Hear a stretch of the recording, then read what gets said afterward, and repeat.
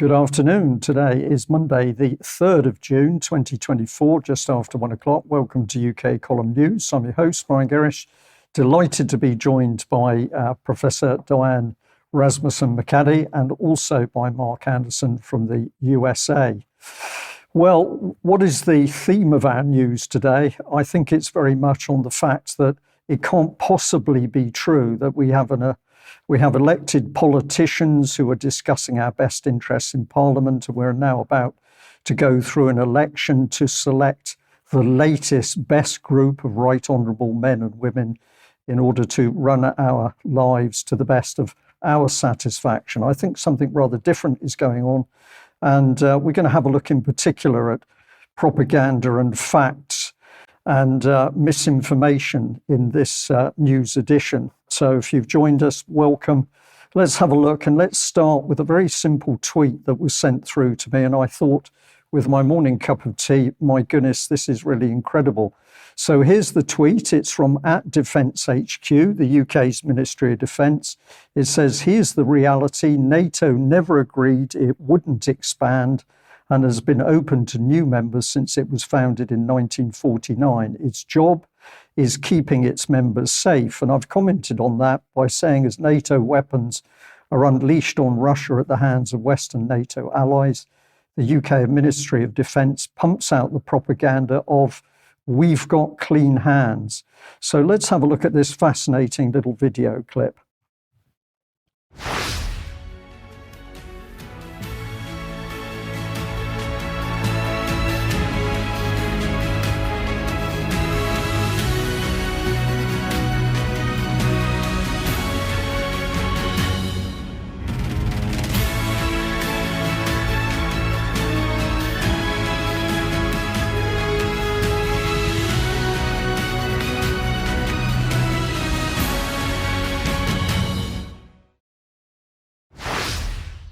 Well, there we are, short and sharp with empowering, solemn music. And of course, the message is that we've done nothing wrong.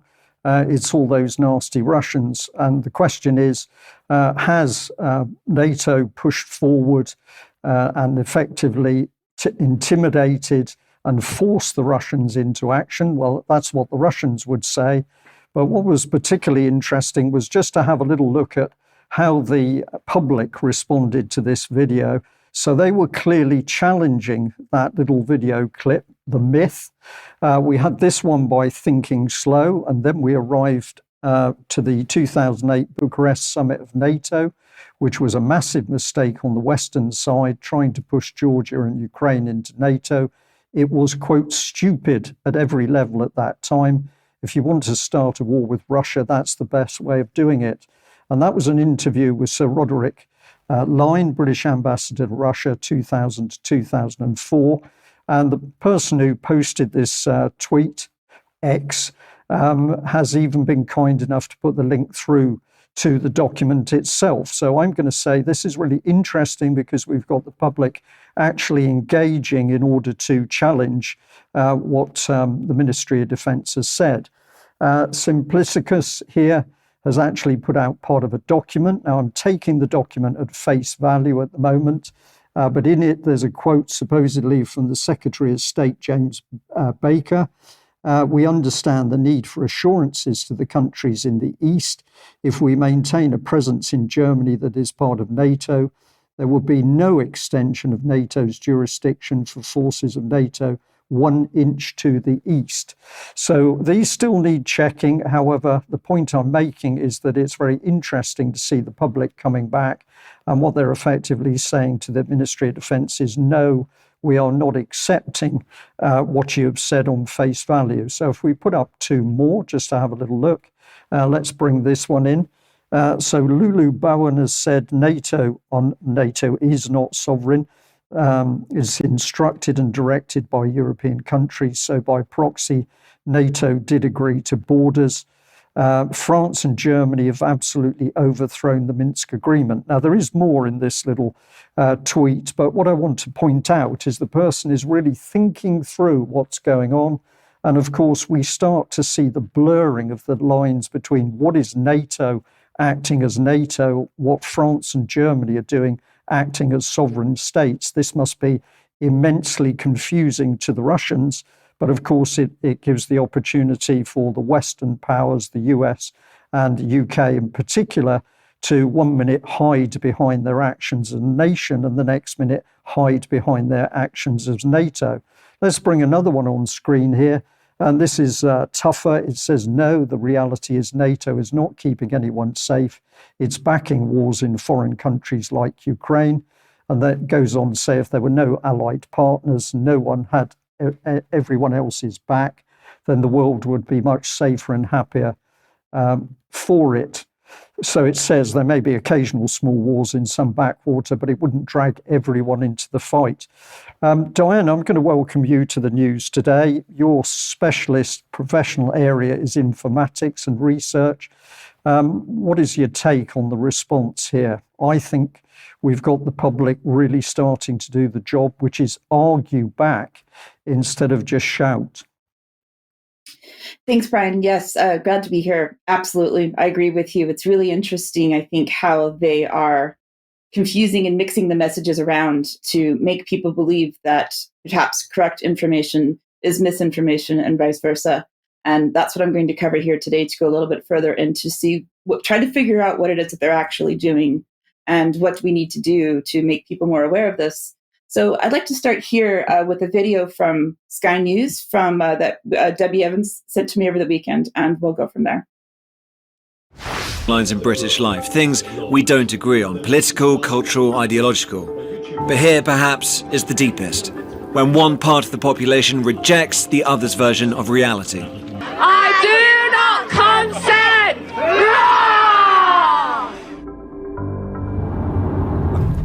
We've come here to West Cumbria, just outside the Lake District actually, and we're going to the Weekend Truth Festival, WTF for short.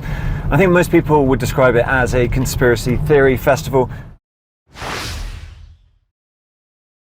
So yes, WTF indeed. We have an article here as well that went along with the video that the journalist wrote, saying that Katie Hopkins was there. She was one of the headline speakers and said, "I smell a virgin," when she looked directly at the Sky News reporter who was there, as he sort of said, infiltrating it. And he interviewed some of these so-called conspiracy theorists and trolls and used the kind of language that Mariana Spring likes to use when she's describing people that don't see things in the mainstream view and the official view of things. And he quoted someone here saying, Teresa said, "It's not a fiction book, is it?" You know, as if to ridicule Teresa for thinking that it was in fact real. Well, it is real, and there's a sequel to The Great Reset. So these are not fictional items, and I think that's what they're trying to do, you know, just at first glance. And talks about strong emotion. And if we look at the next slide here, if they were talking about the strong emotion of these conspiracy theorists and how angry they were, well, does anyone remember back in 2020 when those of us who didn't buy into the COVID narrative were called COVIDiots? This is an article from the Telegraph from early on in 2020. They certainly had strong emotion against the rest of us who had a different way of seeing things, didn't they? I know that UK Column has been looking at the so-called independent fact-checking organization Full Fact for some time. If you haven't read this article from Brian from back in 2012, I highly recommend it. It goes a little bit deeper into some controversy that the UK column was involved in and stood up against back in 2012. But I decided to go a little bit further into Full Fact itself and faux facts, or if you were really upset about it, you could maybe think of your own bad language to substitute with the word fact, but I won't do that because this is a professional organization. So here is a crowdfunder that we'll start with from Full Fact, where they were trying to crowdfund the 2024 election. And just to show you the video there that they were promoting to get people to donate to this £85,000 that we want. Go ahead, please. Facts. The facts. The facts. These are the facts. In the run-up to the general election, we're being bombarded with facts everywhere we look. But how do we know what to trust? That's where Full Fact comes in. Full Fact is the UK's leading independent fact-checking charity. Every day, the team at Full Fact tirelessly sifts through claims, statements, and news to ensure that everyone receives accurate and reliable information. And we must ensure that bad information doesn't gain traction and doesn't corrupt the results of the election. We've honed our skills over 4 general elections and 3 referendums, and now we're bringing all our experience to this election. But we're asking for your help. We need to raise £85,000 to fact-check the general election at a scale never seen before. Your donation will help fund our biggest ever team of fact-checkers. That means more fact-checks on more politicians reaching more people. You'll be playing your part in amplifying good information to ensure that voters in every constituency can make informed choices on the issues that matter to them. Donate to Full Fact now and keep the facts at the heart of the general election. Thank you.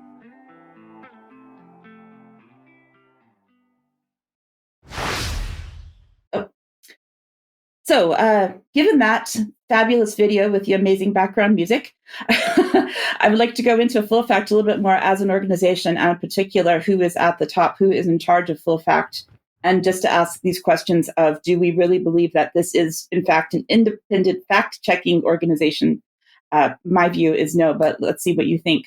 So I went into looking at some of the financials of Full Fact and some of the major supporters and some of these financial figures. You can freeze the screen. I know there's quite a bit there, but there's some information about who has donated to Full Fact in the past few years in terms of major grants, in terms of the directors who are on the trustee board and so on, and who the major supporters have been. You know what it says here, that basically this website Giving is Great, where I found these figures, say, well, it's basically it's in a fabulous position. They're doing so well. They're, really going forward. But who are the trustees that are listed there? So we see the full list of the Full Fact trustees. If we look at some of the biographies of some of the men individuals who are listed, we see here Michael Samuel. He is the co-founder and the chair of Full Fact.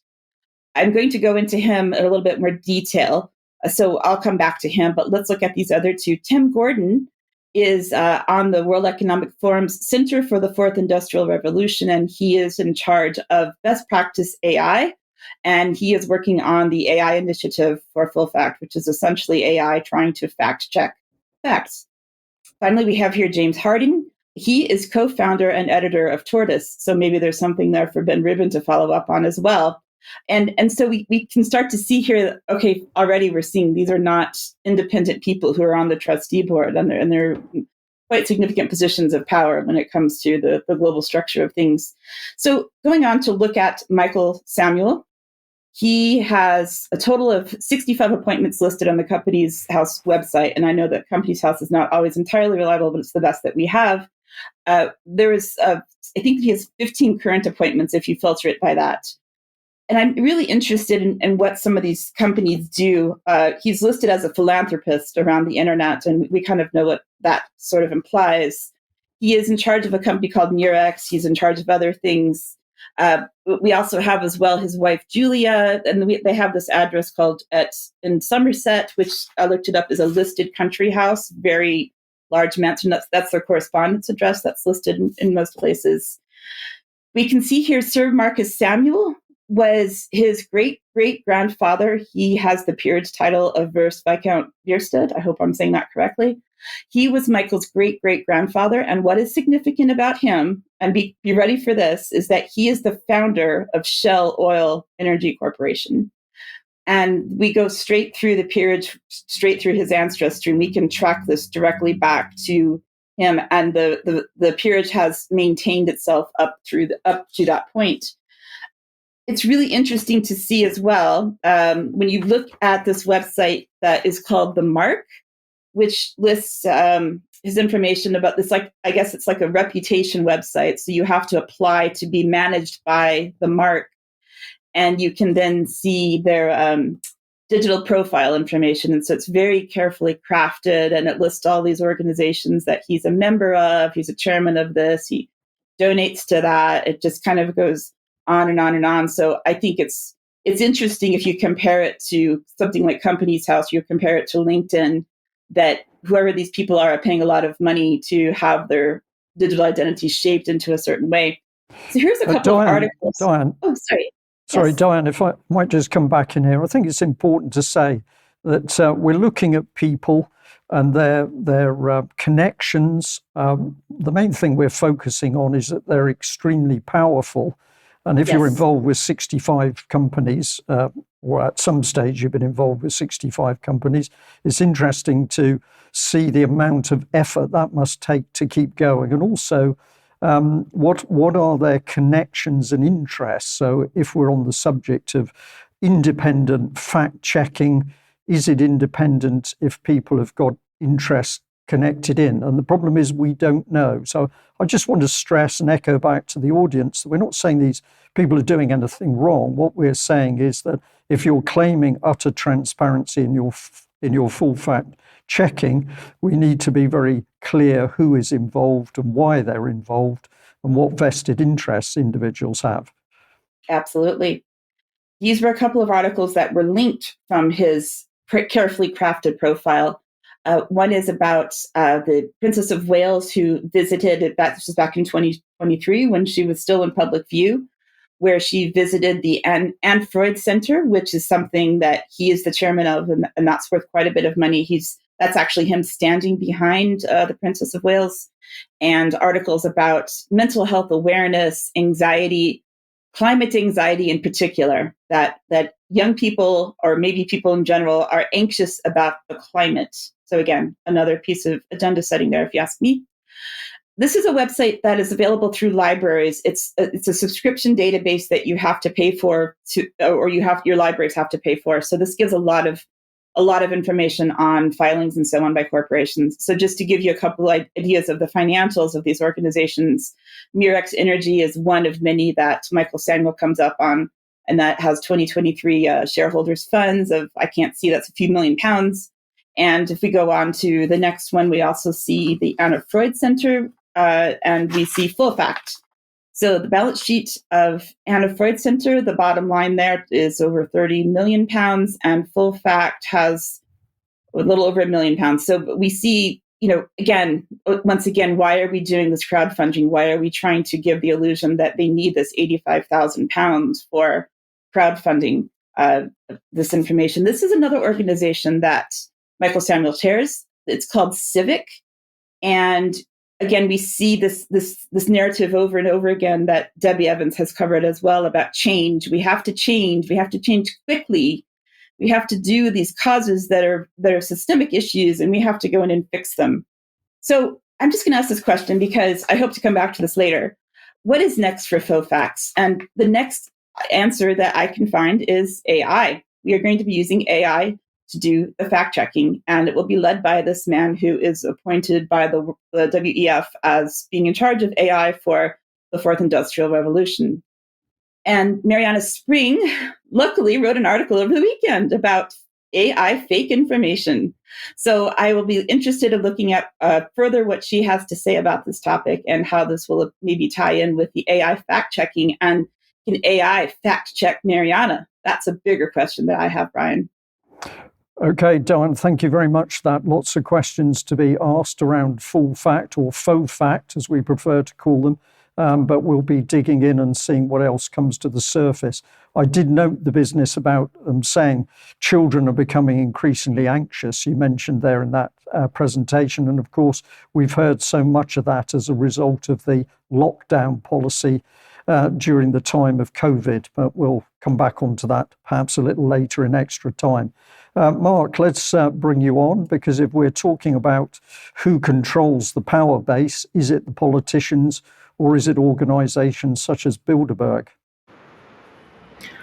Well, Bilderberg has a way of sounding like old hat sometimes, Brian, but it keeps on ticking. They took off 2 years, allegedly, for COVID, 2020 and 2021. They may have had smaller breakout sessions or internet sessions at that time. But anyway, they're back with a vengeance. The 70th meeting in 70 years, as I've mentioned recently. And on this slide, it just gives the basics. They finally released their own press release, even though we had a good tip that they were meeting in Madrid, Spain, but they didn't release it until the first day of their meeting. They're just so open on the 30th of May. And it says here, the key topics for the discussion this year, and I gave the official website of the bilderbergmeetings.org that has been in existence for the better part of 20 years. Another time that they claim that they're so magnanimous and open and into transparency. But here are the 13 topics: the state of AI, AI safety, changing faces of biology, climate, future of warfare, geopolitical landscape, Europe's economic challenges, U.S. economic challenges, U.S. political landscape, i.e., they don't want Trump in there, among other things, Ukraine and the world, roll that off your tongue, Middle East, China, and Russia, some very common topics there. And that, in fact, is a theme to think about. Some of these topics are long-term. It's not just flash in the pan. This is something I won't read in its entirety. It's the typical brush-off statement that the Bilderberg anonymous media department, whose media department has no people that they name, and they don't even give a letterhead or a physical address. Again, more of their transparency. But they were founded in 1954, and they were seeded with CIA money. I've mentioned that before. A UK professor, Richard Aldrich of Warwick, has confirmed that CIA money started Bilderberg.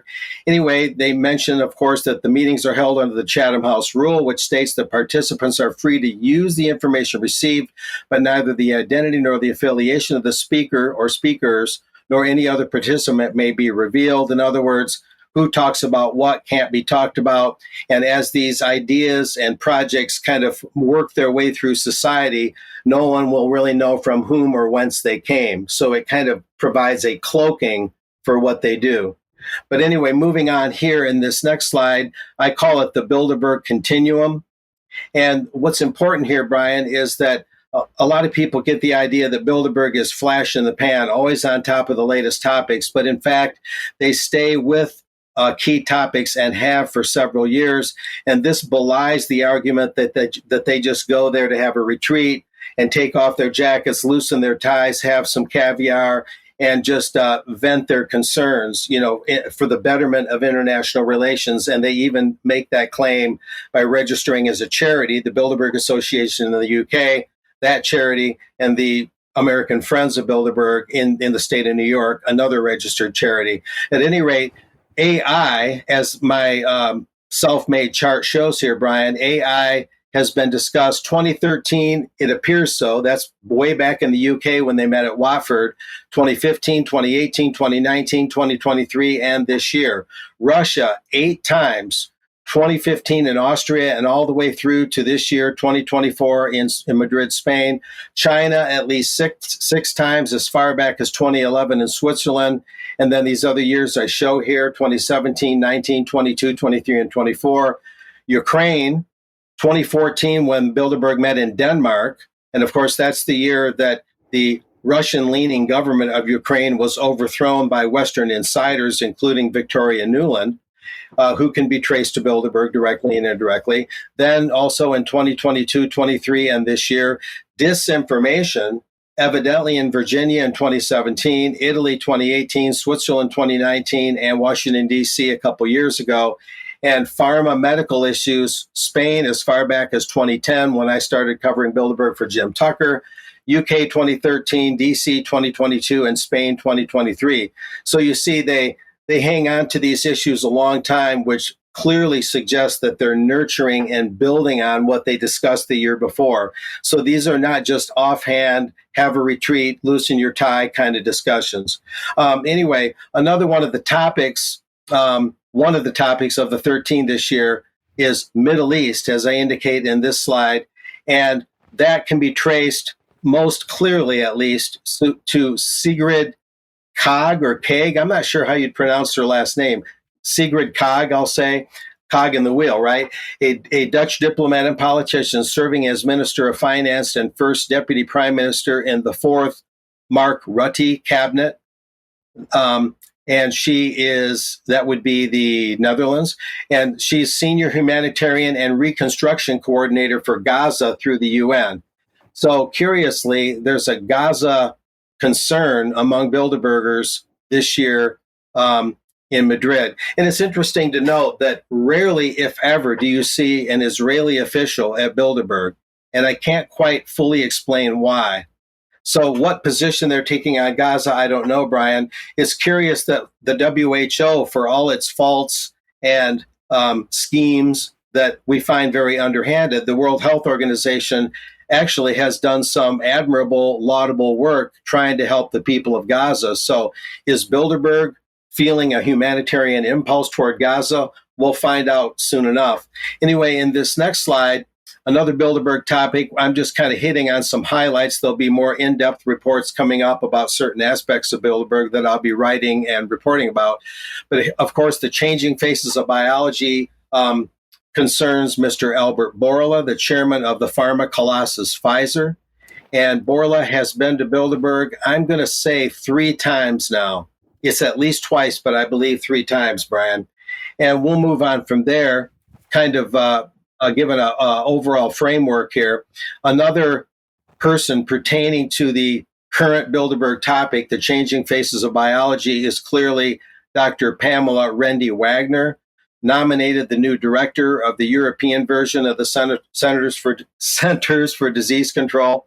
And on February 2024, she was nominated to be the director of the European Centers for Disease Control for a 5-year period. So she was at Bilderberg too, along with Albert Bourla and others who have an interest in big pharma. And moving on here, Brian, this is an important aspect. I would contend, and I've covered Bilderberg and analyzed him quite a bit, I would contend that if it was only the private sector, Shell Oil, and Diane mentioned Shell with regards to Fox Facts, Royal Dutch Shell has been a strong underpinning of Bilderberg for many, many years. That's worth noting. But if it were Shell Oil, even Pfizer, various private concerns, if they were meeting to talk about their stocks, to talk about their financial fortunes, without government officials there and without the media there, you might argue, well, they can have their country club meetings and sip their caviar and do what it is they do. But the problem is breaking the public trust. And I mentioned in this slide, I don't necessarily need to go through all of it, but the government people there are about 35 of 131 attendees this year in Spain, Brian. That's about 26%. So a full 1/4 of those there are mainly current serving government officials, a few former ones. And I'll mention as a quick footnote, and this is curious, I looked twice, I'll look again, but I'm pretty sure there are no UK currently sitting government officials at Bilderberg this year. I don't believe there were any. There were former ones like John Sowers, who's with Newberg, and he used to be MI6. But there doesn't, and he's associated with the Bilderberg Association charity, but there appeared to have been no sitting British officials there this year, which is curious. But some of those who were there this year from government, Radoslaw Sikorski, Polish Foreign Affairs Minister, Tarun Chabra, the Senior Director for Technology and National Security of the U.S. National Security Council, Adelaide Adeyemo, Spain's Foreign Affairs Minister, the U.S. Deputy Treasury Secretary is Adelaide Adeyemo, and then Spain's Foreign Affairs Minister, Jose Albares. And then some of the media, we have Anne Applebaum of The Atlantic. Of course, we have Gideon Rahman of the Financial Times, the chief foreign affairs commentator, Matthias Döpfner, the chair and CEO of Axel Springer.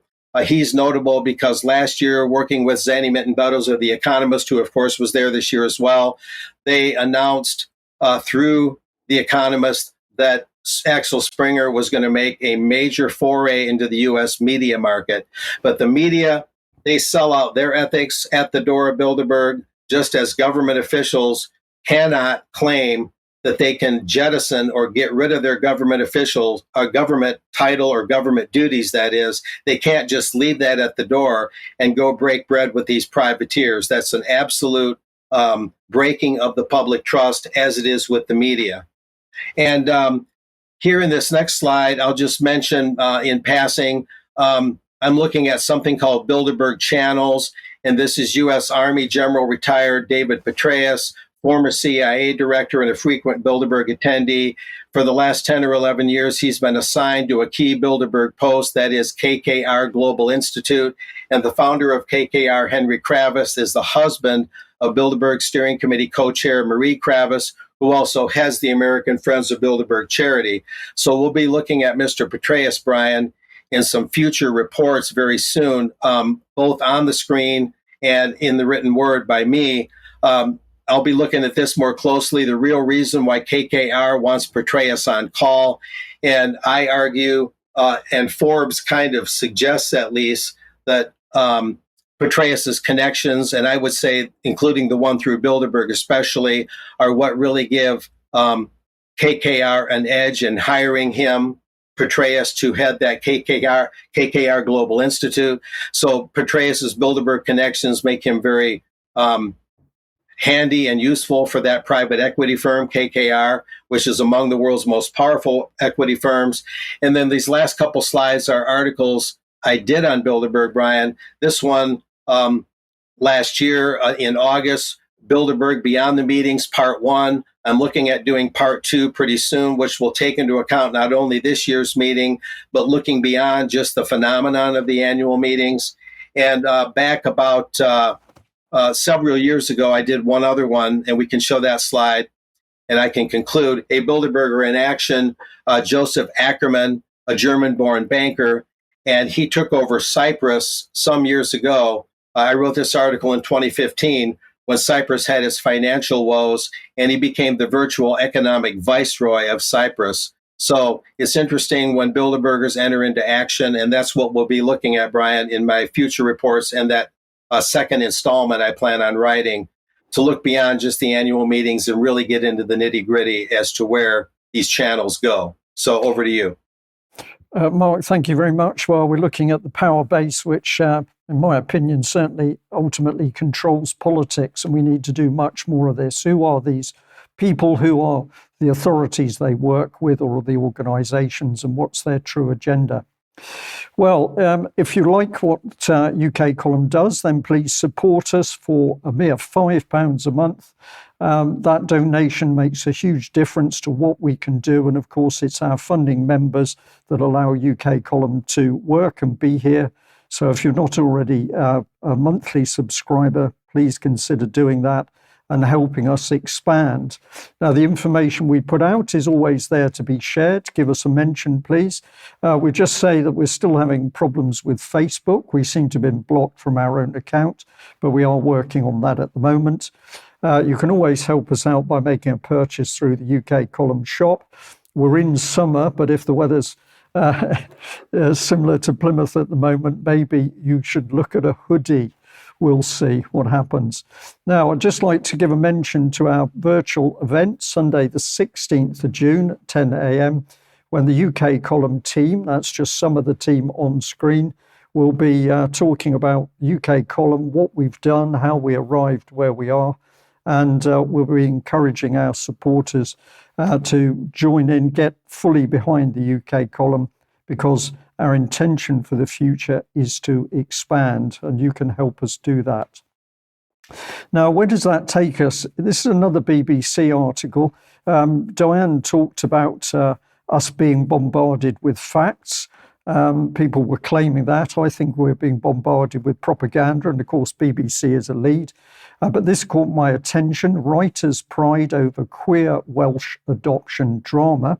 And the caption under the photograph says that writer Daft James says his bilingual drama about a same-sex couple adopting feels like a massive triumph. Now, I can tell our audience that from the time that I took this clip, and it's live with us on UK Column now, that headline has changed. And the headline above the photo says, "Lost Boys and Fairies writer proud of adoption drama." So clearly there's been a problem in the BBC with the language that they've used, and that's had to be changed. But as I got into this article, I felt deeply uncomfortable, and maybe not entirely for the reasons some people may think. It was this image that caught my attention, because the caption that went with this is that the couple's social worker, Jackie, played by Elizabeth Berrington, assesses, supports and guides them, the two men, through the adoption process. And of course, in the image is a rather nice looking lady, very kind, who's helping these two gentlemen to adopt. But there's some questions. Let's think about them. Did the children's parents consent to their children being taken for adoption? under what circumstances were these children taken from their original birth parents? Did the children's parents consent to their children being placed with a male couple? And question 3, did the children have a say in how they would be brought up? And I'm going to suggest to the audience that nobody was consulted. I may be wrong on this, but I'm going to draw viewers' attention back to work that the UK column was doing way back in 2013. And on this occasion, we put out a video of a baby being snatched, a newborn baby being snatched from its mother's arms by very callous, cold-hearted social services people. The video will be in the show notes for today's news. This was a still that we put up on the 5th of April 2013. 2 ladies taking the baby, the mother screaming. It was truly harrowing to watch what was happening. We asked what kind of women can help snatch a newborn baby from his mother and remain so cold. We also asked who these women were. As I was looking at this information this morning, what happened was an email came in where another mother was asking the UK column for help because her children have been taken, snatched by social services. Now, I can't show you detail, but it says, "Good morning, I've seen a video of you on TikTok regarding the corruption of social services and my children were taken." So this is the harrowing reality of children and social services. Children taken with claims of risk of future emotional harm, never proven to any satisfactory standard, but in a court with no jury, no public, no press, and those children simply handed on to other individuals. I'm going to say immensely cruel, and the UK column is working hard in the background to see if we can get the lid off exactly what is happening around children being taken in UK and the numbers which run into the thousands. We'll end that segment there. Diane, let's bring you back in because you've been dealing with a traumatic subject of vaccine damage, and you've recently attended the rally up in Glasgow. Tell us what you found. Yes, Brian, we just got back at about 2 a.m. last night from this vaccine injury event in Glasgow, traveling back to Edinburgh in the middle of the night.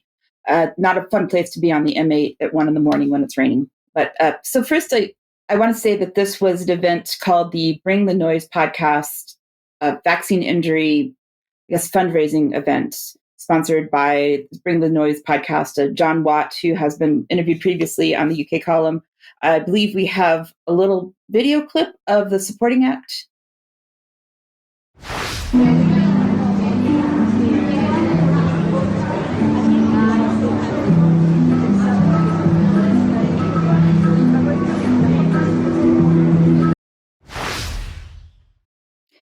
So I didn't know who that was, but I posted this on Twitter last night. If you want my full coverage from last night, please go to my Twitter, which is DIANE UKC. That's Diane UKC. Please follow me there. I found out on Twitter this morning that somebody replied, and that is someone called Hand Pan Guy on TikTok.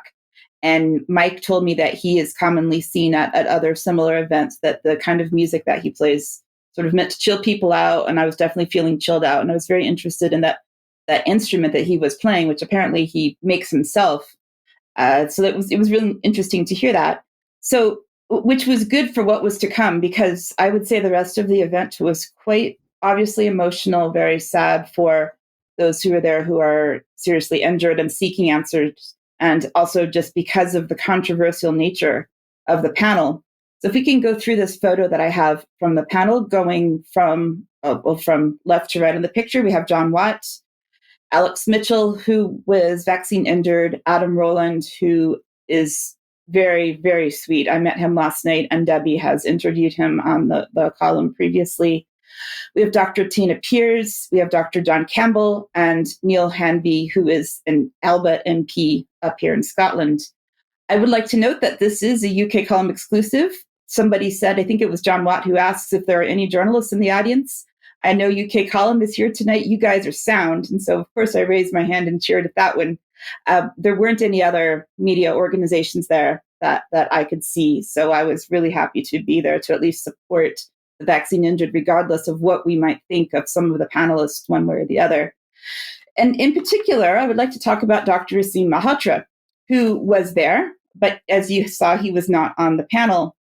He tweeted earlier in the day yesterday that he was in Geneva on Saturday for the Freedom protest event in front of the UN protesting the pandemic treaty stuff. But he took a flight from Dublin to Scotland yesterday, and he tweeted that as they were boarding the plane, a passenger took it into a cardiac arrest, and he had to help save the patient. So he was there on time for his part. It made it sound like he wasn't going to be there on time, but he was. Unfortunately, though, he left at sort of the interval and didn't come back.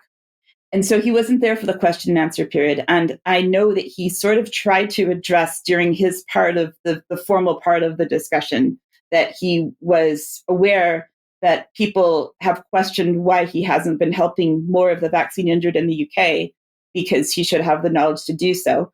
However, he said that he sees it as his role to serve around the world, and that's why he's been traveling to different countries. There are some people who think he was doing it just because he likes his speaking engagements and he has 600,000 followers on Twitter and on these things. So some questions there for me. So I stayed there until past midnight with my husband, John, who was there videoing most of it, holding his phone up with his one working hand. And we've got most of it on video. So maybe we can do a short clip once we have a chance to get that edited.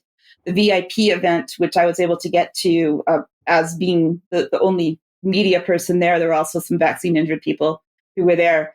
We're talking about meeting the speakers. Of course, nobody got to meet Dr. Malhotra because he had taken off to his hotel, wherever he was. I did get to got to meet Adam, who spoke with him for a few minutes. Again, very, very sweet man. There's me with my husband, John, and with the other John Watt, and then another John Campbell, with my husband, John, as well. So lots of Johns there at the VIP event. I didn't get a chance to speak with John Campbell directly, but there was some, again, vaccine injured people there who were really trying hard to understand what was going on, getting answers. We had a podcaster, Craig Houston, who I did not expect to see there last night, but he was there to sort of give he was kind of the MC. He ran the auction. He spoke to everyone a little bit. And John and I are huge fans of Craig Houston. He's based in Glasgow. He has brilliant commentary about all of the SMP issues, we'll just say that. And he's really, really funny. So I got a chance to catch up with him. And I hope that maybe we can get him on the column at some point as a guest in the future, because he was just such a great man and so hilarious. So hopefully we can have some more discussion in extra. But just to say a few things, I guess, if I have a little bit of time, not a whole lot, but there were a couple of important points, people trying to get answers. One of the biggest reveals that I found was really, really interesting about some of the Q&A in particular was, for example, there was an A&E doctor who was there, who was obviously very switched on, very awake to what's been happening.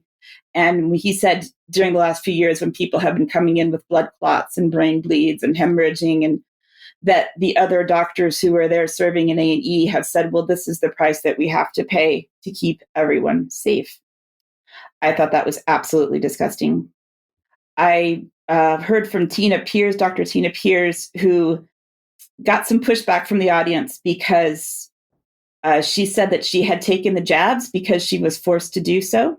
So she got some pushback for that. She also said that she had a treatment for COVID in 2020. So there were questions from the audience around, was it COVID or was it something else? She went into a discussion about mast cell disorders, which I didn't quite follow, but that's what she was blaming for what she was calling long COVID.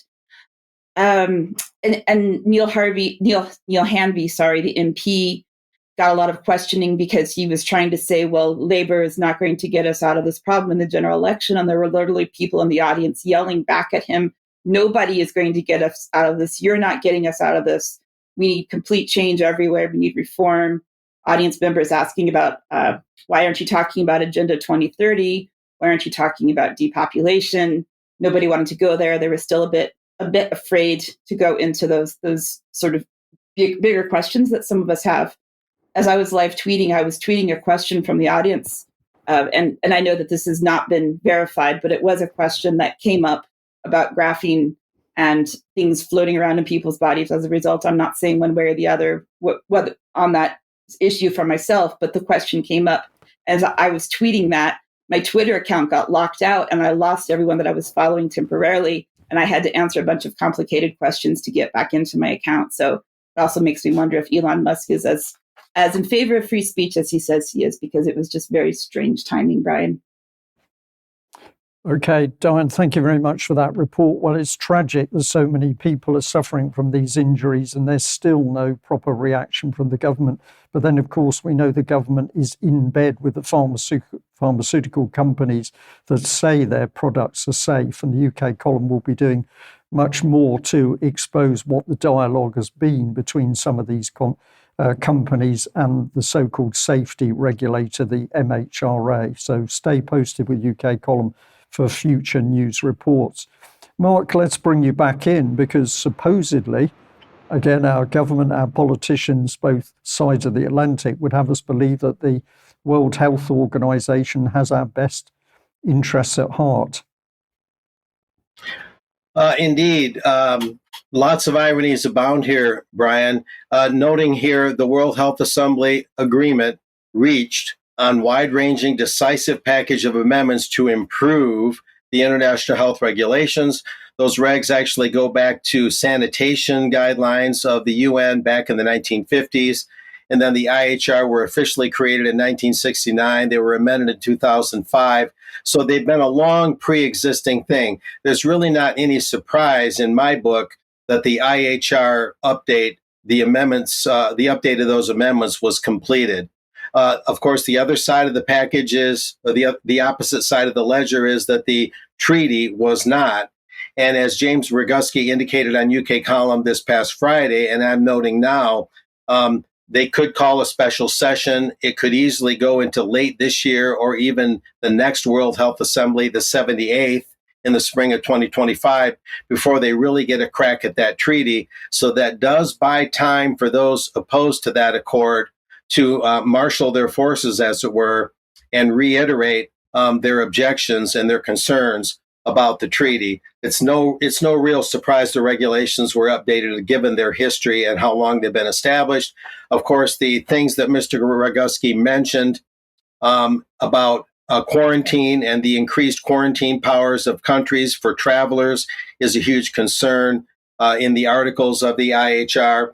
Here on this slide, I need not go through all of them in the interest of time, but Tedros Ghebreyesus, the Director General of the WHO, had this to say: the decision to conclude the pandemic agreement within the next year demonstrates how strongly and urgently countries want that treaty, which I think is not necessarily the case. I don't think that they all, are chomping at the bit to get that treaty done necessarily. That's something to be yet determined, because, he added, the new pandemic is a matter of when, not if. Of course, the avian or bird flu is still the top candidate.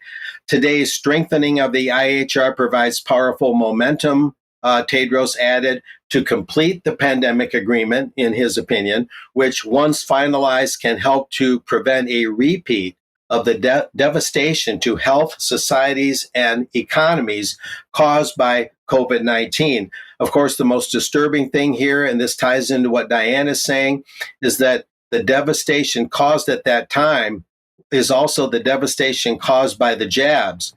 And the WHO, in never mentioning that in the IHR and treaty talks, that is always the biggest red flag.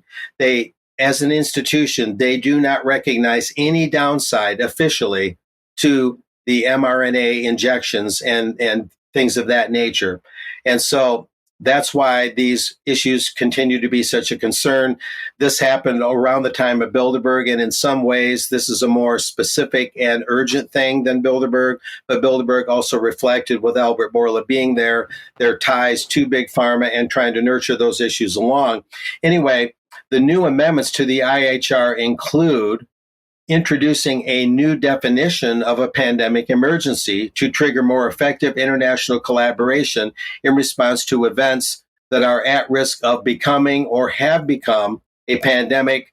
The pandemic emergency definition, get this, represents a higher level of alarm that builds on the existing mechanisms of the IHR, including the determination of public health emergencies of international concern. According to the definition, a pandemic emergency is a communicable disease that has or is at a high risk of having wide geographical spread to and within multiple states, et cetera, et cetera. These slides, of course, will be something people can freeze and read in more detail.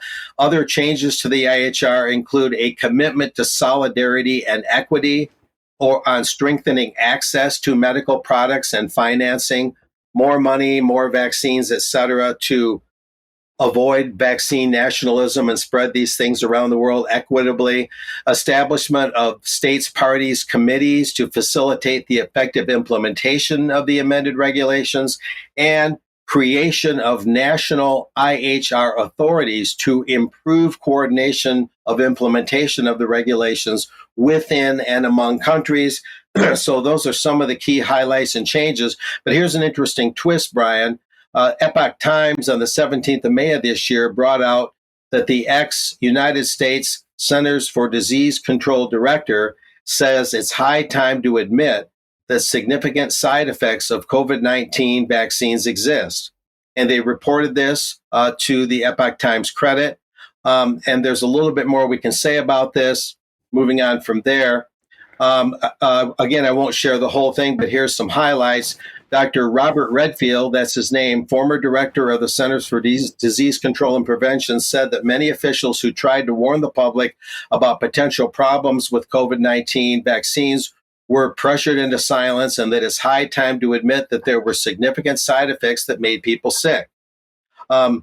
Dr. Redfield made the remarks in a May 16 interview with Chris Cuomo on News Nation on television. And Redfield went on to say, those of us that tried to suggest there may be significant side effects from vaccines, we kind of got canceled because no one wanted to talk about the potential there was, the potential that there was a problem from the vaccines, because they were afraid that that would cause people not to want to get vaccinated. Dr. Redfield said, and we'll add a little bit more. In his interview on News Nation, Dr. Redfield said the vaccines that were developed as part of Operation Warp Speed were important and saved a lot of lives. However, despite their benefits, the drawbacks of the vaccines must be a matter of open discussion. So Dr. Redfield, Brian, was part of Operation Warp Speed at the time Donald Trump was president, pushing that operation. And that kind of gives you the timeline of when he got involved in all this. So at least we're seeing a longtime CDC official admit to a reasonable degree that there's real problems, something that the WHO can't seem to accomplish. So back to you, Brian.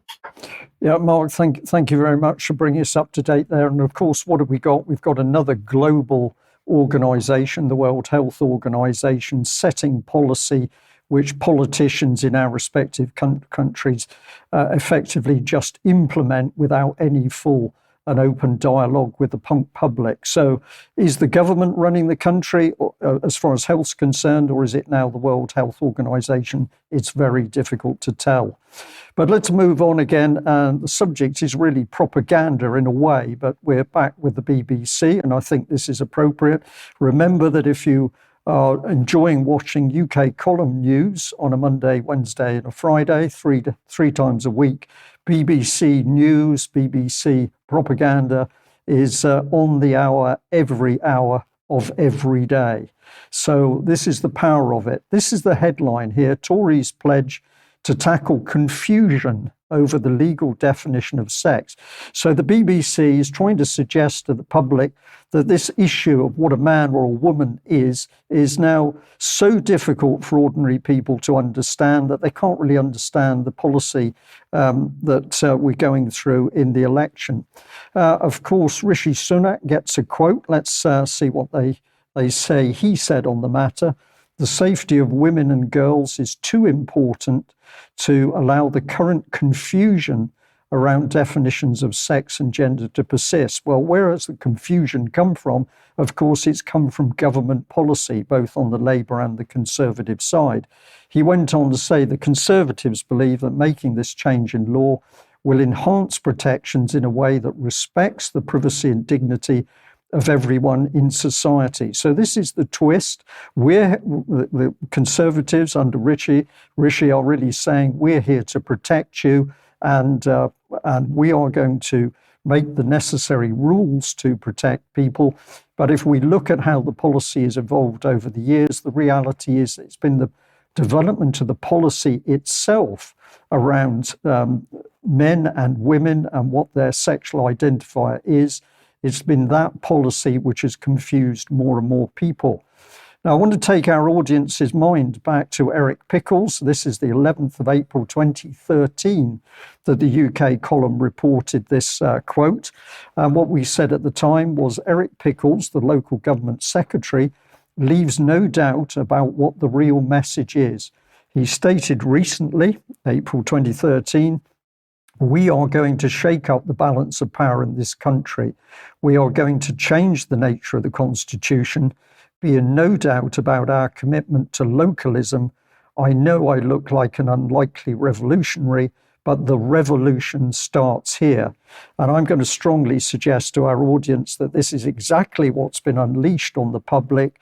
Chaos, confusion, and breakdown is a key driver for the destabilization necessary for revolution. And it's the Conservative government at the moment that is doing what it said it was going to do in 2013, which is to bring in chaos in order to start that revolution and breakdown. And now apparently we have an electorate that doesn't understand the difference between a man and a woman. But if Eric Pickles wasn't enough, the same news report, we also commented on Nicholas Bowles MP, who was quoted in The Guardian at that time and elsewhere, that the then Prime Minister and his deputy Nick Clegg want their, quote, people power revolution to unleash chaotic effects across local communities. Chaotic, therefore, in our vocabulary, that's the Conservative and Lib Dem vocabulary, is a good thing.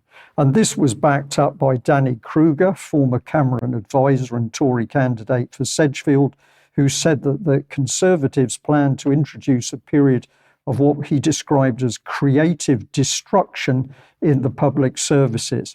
So against that background, I'm going to say for me, it is very clear that if you cannot understand the confusion and chaos and breakdown that's unfolding around us in all aspects of our society, but particularly in language and understanding, even the understanding of what a man and a woman is, this is an orchestrated attack from within our own government. Now let's move on, because the article in the BBC text quickly spoke about the Equality and Human Rights Commission. I paid attention and visited their website. Most people won't. They'll take it at face value. But of course, the first thing we see here is this organisation operates a business plan. So are we dealing with a quasi-government body with our best interests at heart, or are we dealing with a business plan? It's very difficult to know. Another one here is it's saying an update on our approach to regulating artificial intelligence. So now we see, as Diane mentioned earlier on, we're seeing links through to the power of the use of artificial intelligence to control the way the public behaves. We've got a little video clip here talking about the Equality and Human Rights Commission. Let's have a look at it.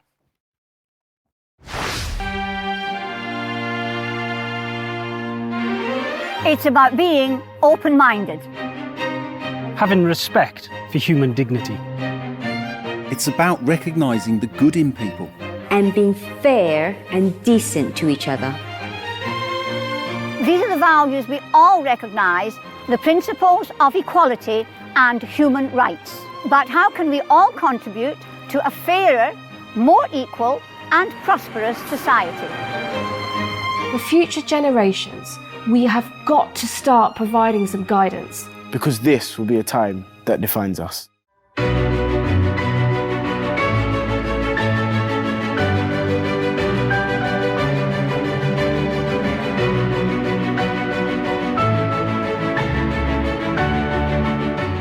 everyone gets a fair chance, we all thrive.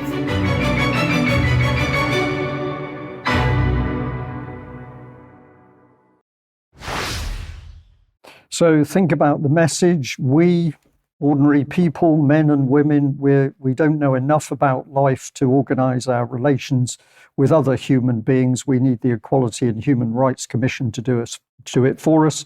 An immense cynicism, I think, in that little video clip. The lady, to me, was a blue-rinsed Tory, and so the words coming out of her mouth is designed for other voters to pick up on what she's saying, as if this was the way we should be going. So think through, what are we dealing with? A government-appointed body which is telling us how to interact with other human beings under a business plan. There are some weaknesses, I think. And if we have a look at what the business plan talks about, it's these topics. I won't give you them all, but I just want to highlight a couple. We've got tackling sexual harassment in the workplace, supporting change in uniformed services. This is really important because this is driving the woke agenda into the police and the military in particular. But there at number 3, we've got regulating artificial intelligence and tackling digital exclusion. So here are these people. They're working on everything, including upholding freedom of expression, supposedly, but they're also building their own organization and developing their people. So we had a little look into the team to see what we could see. This is Jessica Butcher, MBE, and she was appointed for 4 years. A serial technology entrepreneur, angel investor and business advisor, and co-founder, CMO of Blipper from 2011 to 2015 during its rapid ascent as one of the global tech pioneers. Now, she has been voted by the government to look after our relationships with other people. It seems to me that her main drive is in business, but she's got lots of personal opinions about the issue of personal relationships. And I believe this is one of the reasons why the government has selected her. And of course, she's received an award, including the BBC's top 100 women. So here we see the circle going around. But if you want to have a look at Blipper, here they are, transforming the world around us. But look at the sub-headline, creating your own metaverse there. And if I bring this one up, you see the value of the business that we're dealing with. So according to this site from this lady, the projected value of the metaverse by 2030 is $5 trillion. But don't worry, their main interest is how you interact with fellow human beings. So this is a bit more from the site itself. I'll just bring up that artificial intelligence one here again. They're going to be regulating it. Well, are they going to be doing that, or are they going to be facilitating the use of artificial intelligence to the best outcome for those global corporations? It's very difficult to say. But I just want to bring on screen Mike Robinson's slide from way back the 27th of October 2023, because he'd picked up that Rishi was quoted as saying that the British people should have peace of mind that we're developing the most advanced projections for AI of any country in the world. And he went on to say the UK's answer is not to rush to regulate. This is a point of principle. We believe it's innovation. It's a hallmark of the British economy. So we will always have a presumption to encourage it, not to stifle it. And finally, instead, we're building world-leading capability to understand and evaluate the safety of AI models within government. So is the government body working for the best interests of the public, or is it really there working alongside the government in the best interests of the business? It's difficult to tell. But here's another twist. If we look at the Equality and Human Rights Commission and people involved, we've got Sue May Thompson. She is also the CEO of Media Trust. Here she was CEO of the Women's Foundation Hong Kong. She's held senior positions at the Walt Disney Company and the Financial Times. She's been part of the Orwell Foundation, and she's one of the Charity Times top 15 women leaders. So immensely powerful woman who's worked with companies such as Walt Disney. But why are we interested in that?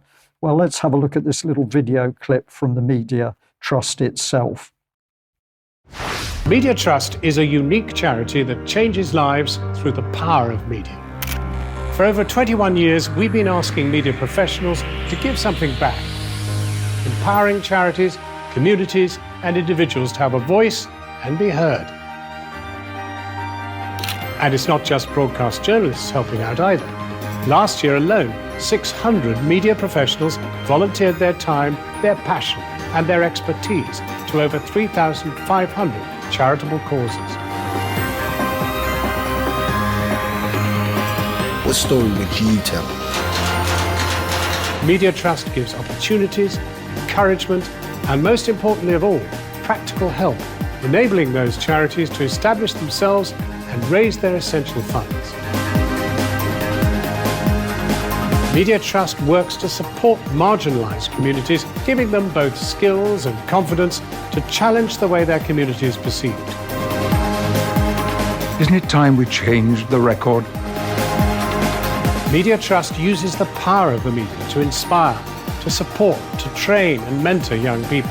We make sure they're armed with the essential tools they need to find work and become self-sufficient.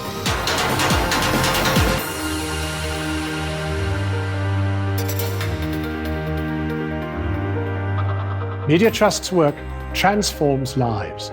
Please help us to keep making a difference. So there we are. Trust us to make a difference. They're transforming lives, but why do they want to transform lives? Well, have a look at the small print of the Media Trust, and I'll bring it up on screen for you here because it says that our Western Communicating Climate Programme, initiated and funded by the Garfield Weston Foundation, supported 30 environmental charities to extend the power, reach and impact of their communications. And what do they want to push across? It's climate change, and what's more is that they are working directly with the output of COP26, where many participants were able to translate their learning into action, hosting events and exhibitions at the summit, showcase stories of climate action and secure media coverage. So I'm going to end it there, but just to say that if we follow through what the government or the BBC say is happening with these organisations, it is very easy, if you're methodical, to work out there's something completely different happening. We're out of time now for the UK column news, so I must end there. But as always, do your own research, be methodical, and you will see that what we're being told on a daily basis is not exactly as the UK government would have it. We will end there. Thank you very much for joining us wherever you are in the world. And if you are a monthly subscriber of UK Column, please wait for a few minutes and join us for UK Column Extra. We will see you then. UK Column News will be back at the same time on Wednesday. See you then. Bye-bye.